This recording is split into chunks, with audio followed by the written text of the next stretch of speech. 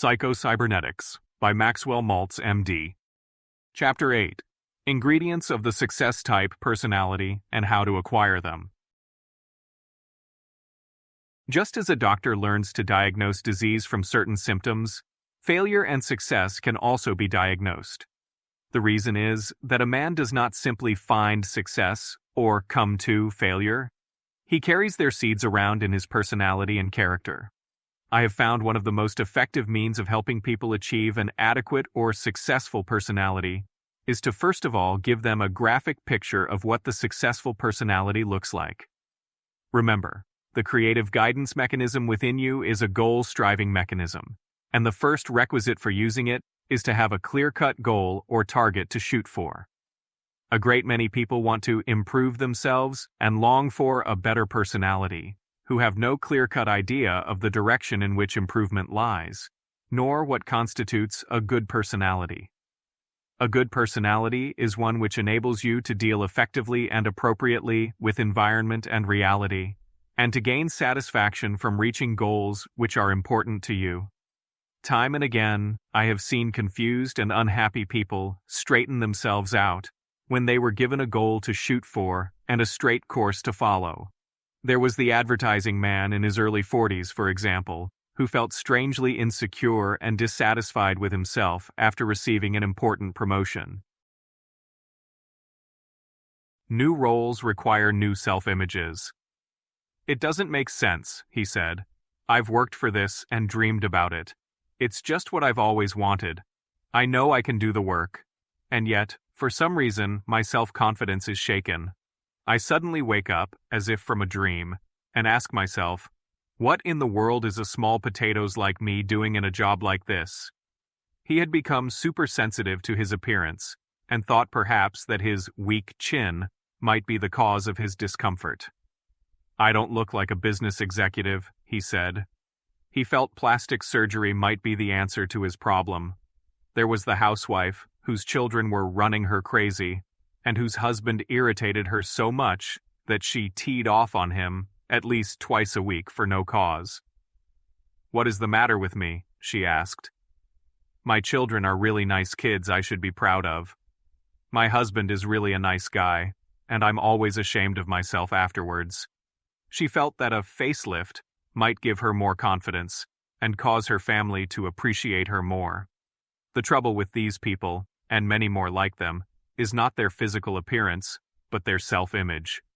They find themselves in a new role and are not sure what kind of a person they are supposed to be in order to live up to that role. Or, they have never developed a clear-cut self-image of themselves in any role. The picture of success. In this chapter, I am going to give you the same prescription that I would give you should you come to my office. I have found that an easy-to-remember picture of the successful personality is contained in the letters of the word success itself. The success-type personality is composed of S, sense of direction, U, understanding, C, courage, C, charity, E, esteem, S, self-confidence, S, self-acceptance. 1. Sense of direction. The advertising executive straightened himself out and regained his confidence within a short time, once he saw clearly that for several years he had been motivated by strong personal goals which he wanted to attain, including securing his present position. These goals, which were important to him, kept him on the track.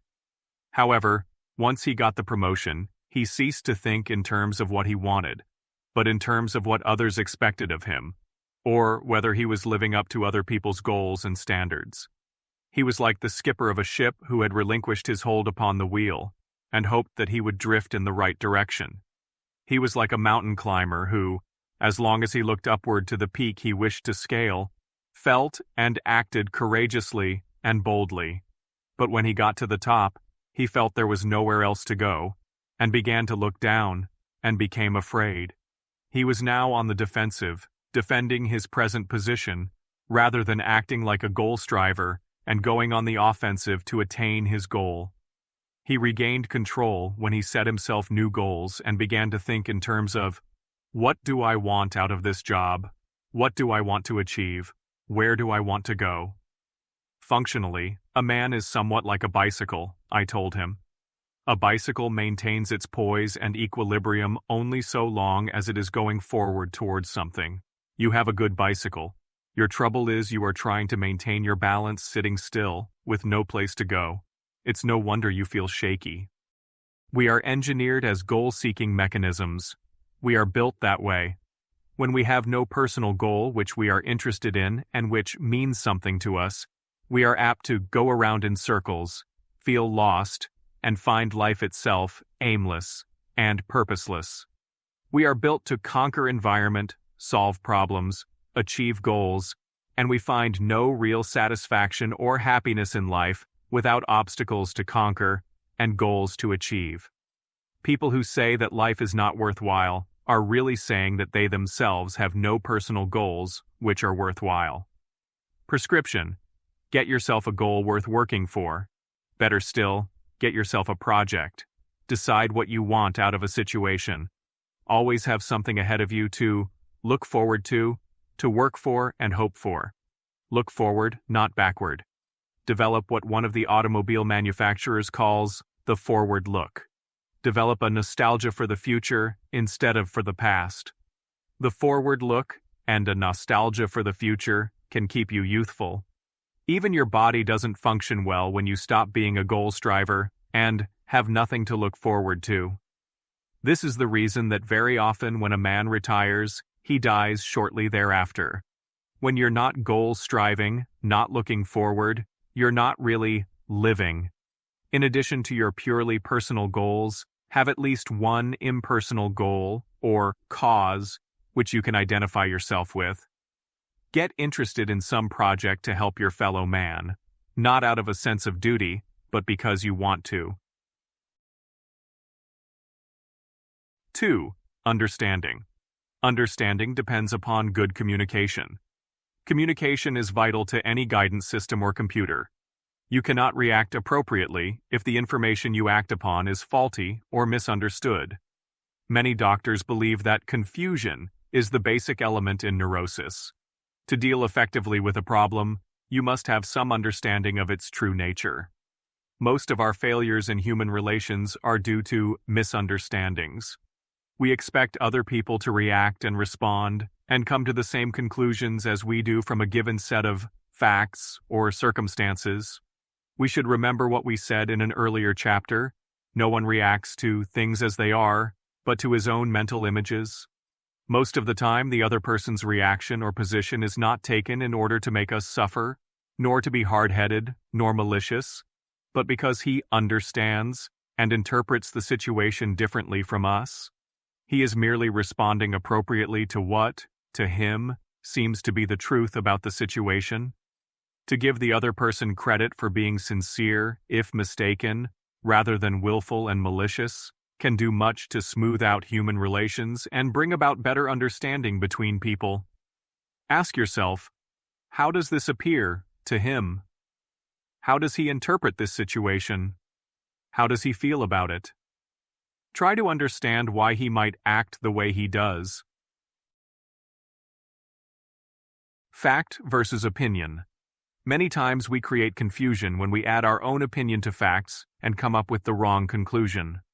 Fact: a husband cracks his knuckles. Opinion: the wife concludes, he does that because he thinks it will annoy me. Fact: the husband sucks his teeth after eating. Opinion: the wife concludes, if he had any regard for me, he would improve his manners. Fact: two friends are whispering when you walk up. Suddenly they stop talking and look somewhat embarrassed. Opinion: they must have been gossiping about me. The housewife, mentioned earlier, was able to understand that her husband's annoying mannerisms were not deliberate and willful acts on his part for the purpose of annoying her. When she stopped reacting, just as if she had been personally insulted, she was able to pause, analyze the situation, and select an appropriate response. Be willing to see the truth. Oftentimes, we color incoming sensory data by our own fears, anxieties, or desires. But to deal effectively with environment, we must be willing to acknowledge the truth about it. Only when we understand what it is can we respond appropriately. We must be able to see the truth, and to accept the truth, good or bad. Bertrand Russell said one reason Hitler lost World War II was that he did not fully understand the situation. Bearers of bad news were punished. Soon, no one dared tell him the truth. Not knowing the truth, he could not act appropriately. Many of us are individually guilty of the same error. We do not like to admit to ourselves our errors, mistakes, shortcomings, or ever admit we have been in the wrong. We do not like to acknowledge that a situation is other than we would like it to be, so we kid ourselves. And because we will not see the truth, we cannot act appropriately. Someone has said that it is a good exercise to daily admit one painful fact about ourselves to ourselves. The success-type personality not only does not cheat and lie to other people, he learns to be honest with himself. What we call sincerity is itself based upon self-understanding and self-honesty. For no man can be sincere who lies to himself by rationalizing or telling himself rational lies. Prescription. Look for and seek out true information concerning yourself, your problems, other people, or the situation, whether it is good news or bad news. Adopt the motto. It doesn't matter who's right, but what's right. An automatic guidance system corrects its course from negative feedback data. It acknowledges errors in order to correct them and stay on course. So must you. Admit your mistakes and errors, but don't cry over them. Correct them and go forward. In dealing with other people, try to see the situation from their point of view as well as your own. 3. Courage. Having a goal and understanding the situation are not enough. You must have the courage to act, for only by actions can goals, desires, and beliefs be translated into realities. Admiral William F. Halsey's personal motto was a quotation from Nelson. No captain can do very wrong if he places his ship alongside that of an enemy. The best defense is a strong offense, is a military principle, said Halsey. But its application is wider than war. All problems, personal, national, or combat, become smaller if you don't dodge them, but confront them. Touch a thistle timidly, and it pricks you. Grasp it boldly, and its spines crumble. William Nichols, Words to Live By, Simon & Schuster, New York. Someone has said that faith is not believing something in spite of the evidence. It is the courage to do something regardless of the consequences. Why not bet on yourself? Nothing in this world is ever absolutely certain or guaranteed. Often the difference between a successful man and a failure is not one's better abilities or ideas, but the courage that one has to bet on his ideas, to take a calculated risk, and to act. We often think of courage in terms of heroic deeds on the battlefield, in a shipwreck, or similar crisis. But everyday living requires courage too, if it is to be effective. Standing still, failure to act, causes people who are faced with a problem to become nervous, feel stymied, trapped, and can bring on a host of physical symptoms. I tell such people, study the situation thoroughly, go over in your imagination the various courses of action possible to you and the consequences which can and may follow from each course. Pick out the course which gives the most promise, and go ahead. If we wait until we are absolutely certain and sure before we act, we will never do anything. Any time you act, you can be wrong. Any decision you make can turn out to be the wrong one. But we must not let this deter us from going after the goal we want. You must daily have the courage to risk making mistakes, risk failure, risk being humiliated. A step in the wrong direction is better than staying on the spot all your life.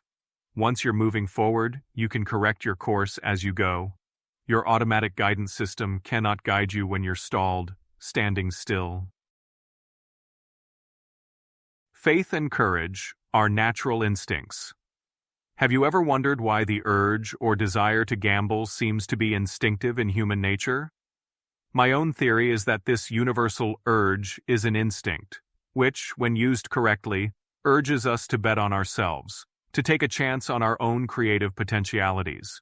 When we have faith and act with courage, that is exactly what we're doing, gambling on, taking a chance on, our own creative God-given talents. It is also my theory that people who frustrate this natural instinct, by refusing to live creatively and act with courage, are the people who develop gambling fever and become addicts of gambling tables. A man who will not take a chance on himself must bet on something. And the man who will not act with courage sometimes seeks the feeling of courage from a bottle. Faith and courage are natural human instincts, and we feel a need to express them in one way or another. Prescription: be willing to make a few mistakes, to suffer a little pain to get what you want. Don't sell yourself short. Most people, says General R.E. Chambers, Chief of the Army's Psychiatry and Neurology Consultant Division, don't know how brave they really are. In fact, many potential heroes, both men and women, live out their lives in self-doubt. If they only knew they had these deep resources, it would help give them the self-reliance to meet most problems, even a big crisis. You've got the resources, but you never know you've got them until you act and give them a chance to work for you. Another helpful suggestion is to practice acting boldly and with courage in regard to little things. Do not wait until you can be a big hero in some dire crisis. Daily living also requires courage, and by practicing courage in little things, we develop the power and talent to act courageously in more important matters. 4. Charity. Successful personalities have some interest in and regard for other people. They have a respect for others' problems and needs. They respect the dignity of human personality and deal with other people as if they were human beings, rather than as pawns in their own game. They recognize that every person is a child of God and is a unique individuality, which deserves some dignity and respect.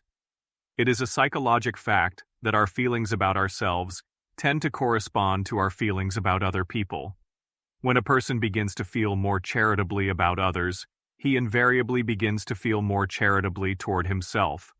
The person who feels that people are not very important cannot have very much deep-down self-respect and self-regard, for he himself is people, and with what judgment he considers others, he himself is unwittingly judged in his own mind. One of the best-known methods of getting over a feeling of guilt is to stop condemning other people in your own mind. Stop judging them. Stop blaming them and hating them for their mistakes. You will develop a better and more adequate self-image when you begin to feel that other people are more worthy. Another reason that charity toward other people is symptomatic of the successful personality is because it means that the person is dealing with reality. People are important. People cannot for long be treated like animals or machines, or as pawns to secure personal ends. Hitler found this out. So will other tyrants wherever they may be found, in the home, in business, or in individual relationships. Prescription. The prescription for charity is threefold. 1. Try to develop a genuine appreciation for people by realizing the truth about them. They are children of God, unique personalities, creative beings. 2. Take the trouble to stop and think of the other person's feelings, his viewpoints, his desires and needs. Think more of what the other fellow wants and how he must feel. A friend of mine kids his wife by telling her, whenever she asks him, "Do you love me?" "Yes, whenever I stop and think about it." There is a lot of truth in this. We cannot feel anything about other people unless we stop and think about them. 3. Act as if other people are important and treat them accordingly. In your treatment of people, have regard for their feelings. We tend to feel about objects in accordance with the way we treat them. 5. Esteem. Several years ago, I wrote a contribution to the Words to Live By feature of This Week magazine on the words of Carlyle. Alas, the fearful unbelief is unbelief in yourself. At that time I said, of all the traps and pitfalls in life, self-disesteem is the deadliest and the hardest to overcome, for it is a pit designed and dug by our own hands, summed up in the phrase, "It's no use, I can't do it." The penalty of succumbing to it is heavy, both for the individual in terms of material rewards lost, and for society in gains and progress unachieved. As a doctor, I might also point out that defeatism has still another aspect, a curious one, which is seldom recognized. It is more than possible that the words quoted above are Carlyle's own confession of the secret that lay behind his own craggy assertiveness, his thunderous temper and waspish voice, and his appalling domestic tyranny. Carlyle, of course, was an extreme case. But isn't it on those days when we are most subject to the fearful unbelief, when we most doubt ourselves and feel inadequate to our task? Isn't it precisely then that we are most difficult to get along with? We simply must get it through our heads that holding a low opinion of ourselves is not a virtue, but a vice. Jealousy, for example, which is the scourge of many a marriage, is nearly always caused by self-doubt. The person with adequate self-esteem doesn't feel hostile toward others. He isn't out to prove anything. He can see facts more clearly, isn't as demanding in his claims on other people. The housewife who felt that a facelift might cause her husband and children to appreciate her more, really needed to appreciate herself more. Middle age, plus a few wrinkles and a few gray hairs, had caused her to lose self-esteem. She then became super-sensitive to innocent remarks and actions of her family. Prescription: stop carrying around a mental picture of yourself as a defeated, worthless person. Stop dramatizing yourself as an object of pity and injustice. Use the practice exercises in this book to build up an adequate self-image. The word esteem literally means to appreciate the worth of. Why do men stand in awe of the stars and the moon, the immensity of the sea, the beauty of a flower or a sunset, and at the same time downgrade themselves? Did not the same Creator make man? Is not man himself the most marvelous creation of all? This appreciation of your own worth is not egotism unless you assume that you made yourself and should take some of the credit. Do not downgrade the product merely because you haven't used it correctly. Don't childishly blame the product for your own errors like the schoolboy who said, "This typewriter can't spell." But the biggest secret of self-esteem is this: begin to appreciate other people more. Show respect for any human being merely because he is a child of God and therefore a thing of value. Stop and think when you're dealing with people. You're dealing with a unique, individual creation of the Creator of all. Practice treating other people as if they had some value, and surprisingly enough, your own self-esteem will go up. For real self-esteem is not derived from the great things you've done, the things you own, the mark you've made, but an appreciation of yourself for what you are, a child of God. When you come to this realization, however, you must necessarily conclude that all other people are to be appreciated for the same reason. 6. Self-confidence. Confidence is built upon an experience of success. When we first begin any undertaking, we are likely to have little confidence because we have not learned from experience that we can succeed. This is true of learning to ride a bicycle, speak in public, or perform surgery. It is literally true that success breeds success. Even a small success can be used as a stepping stone to a greater one. Managers of boxers are very careful to match them carefully so they can have a graduated series of successful experiences. We can use the same technique, starting gradually and experiencing success at first on a small scale. Another important technique is to form the habit of remembering past successes and forgetting failures. This is the way both an electronic computer and the human brain are supposed to operate. Practice improves skill and success in basketball, golf, horseshoe pitching, or salesmanship, not because repetition has any value in itself. If it did, we would learn our errors instead of our hits. A person learning to pitch horseshoes, for example, will miss the stake many more times than he will hit it. If mere repetition were the answer to improved skill, his practice should make him more expert at missing since that is what he has practiced most. However, although his misses may outnumber hits 10-1, through practice his misses gradually diminish, and his hits come more and more frequently. This is because the computer in his brain remembers and reinforces his successful attempts and forgets the misses. This is the way that both an electronic computer and our own success mechanisms learn to succeed. Yet, what do most of us do? We destroy our self-confidence by remembering past failures and forgetting all about past successes. We not only remember failures, we impress them on our minds with emotion. We condemn ourselves. We flay ourselves with shame and remorse. Both are highly egotistical, self-centered emotions. And self-confidence disappears. It doesn't matter how many times you have failed in the past. What matters is the successful attempt, which should be remembered, reinforced, and dwelt upon. Charles Kettering has said that any young man who wants to be a scientist must be willing to fail 99 times before he succeeds once, and suffer no ego damage because of it.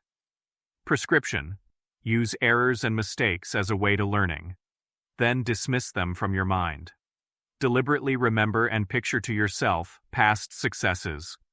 Everyone has succeeded sometime at something. Especially when beginning a new task, call up the feelings you experienced in some past success, however small it might have been. Dr. Winfried Overholser, superintendent of St. Elizabeth's Hospital, has said that recalling brave moments is a very sound way to restore belief in yourself. That too many people are prone to let 1 or 2 failures blot out all good memories. If we will systematically relive our brave moments in memory, he says, we will be surprised to see we had more courage than we thought. Dr. Overholser recommends the practice of vividly remembering our past successes and brave moments as an invaluable aid whenever self-confidence is shaken. 7. Self-acceptance. No real success or genuine happiness is possible until a person gains some degree of self-acceptance. The most miserable and tortured people in the world are those who are continually straining and striving to convince themselves and others that they are something other than what they basically are. And there is no relief and satisfaction like that comes when one finally gives up the shams and pretenses and is willing to be himself. Success, which comes from self-expression, often eludes those who strive and strain to be somebody, and often comes, almost of its own accord, when a person becomes willing to relax and be himself. Changing your self-image does not mean changing yourself or improving yourself, but changing your own mental picture, your own estimation, conception, and realization of that self. The amazing results which follow from developing an adequate and realistic self-image come about not as a result of self-transformation, but from self-realization and self-revelation. Your self, right now, is what it has always been, and all that it can ever be. You did not create it. You cannot change it. You can, however, realize it, and make the most of what already is by gaining a true mental picture of your actual self. There is no use straining to be somebody. You are what you are, now. You are somebody, not because you've made $1 million or drive the biggest car in your block or win at bridge, but because God created you in His own image. Most of us are better, wiser, stronger, more competent now than we realize. Creating a better self-image does not create new abilities, talents, powers. It releases and utilizes them. We can change our personality, but not our basic self. Personality is a tool, an outlet, a focal point of the self that we use in dealing with the world. It is the sum total of our habits, attitudes, learned skills, which we use as a method of expressing ourselves. You are not your mistakes. Self-acceptance means accepting and coming to terms with ourselves now, just as we are, with all our faults, weaknesses, shortcomings, errors, as well as our assets and strengths. Self-acceptance is easier, however, if we realize that these negatives belong to us. They are not us. Many people shy away from healthy self-acceptance because they insist upon identifying themselves with their mistakes. You may have made a mistake, but this does not mean that you are a mistake. You may not be expressing yourself properly and fully, but this does not mean you yourself are no good. We must recognize our mistakes and shortcomings before we can correct them.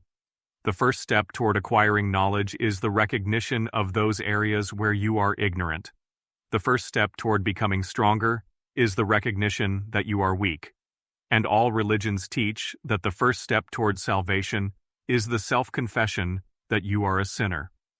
In the journey toward the goal of ideal self-expression, we must use negative feedback data to correct course, as in any other goal-striving situation. This requires admitting to ourselves and accepting the fact that our personality, our expressed self, or what some psychologists call our actual self, is always imperfect and short of the mark. No one ever succeeds during a lifetime in fully expressing or bringing into actuality all the potentialities of the real self. In our actual expressed self, we never exhaust all the possibilities and powers of the real self. We can always learn more, perform better, behave better. The actual self is necessarily imperfect. Throughout life, it is always moving toward an ideal goal, but never arriving. The actual self is not a static, but a dynamic thing. It is never completed and final, but always in a state of growth. It is important that we learn to accept this actual self, with all its imperfections, because it is the only vehicle we have. The neurotic rejects his actual self and hates it because it is imperfect. In its place, he tries to create a fictitious ideal self, which is already perfect, has already arrived. Trying to maintain the sham and fiction is not only a terrific mental strain, but he continually invites disappointment and frustration when he tries to operate in a real world with a fictitious self. A stagecoach may not be the most desirable transportation in the world, but a real stagecoach will still take you coast to coast more satisfactorily than will a fictitious jet airliner. Prescription: accept yourself as you are and start from there. Learn to emotionally tolerate imperfection in yourself. It is necessary to intellectually recognize our shortcomings, but disastrous to hate ourselves because of them. Differentiate between yourself and your behavior. You are not ruined or worthless because you made a mistake or got off course, any more than a typewriter is worthless, which makes an error, or a violin which sounds a sour note. Don't hate yourself because you're not perfect. You have lots of company. No one else is either, and those who try to pretend they are kidding themselves.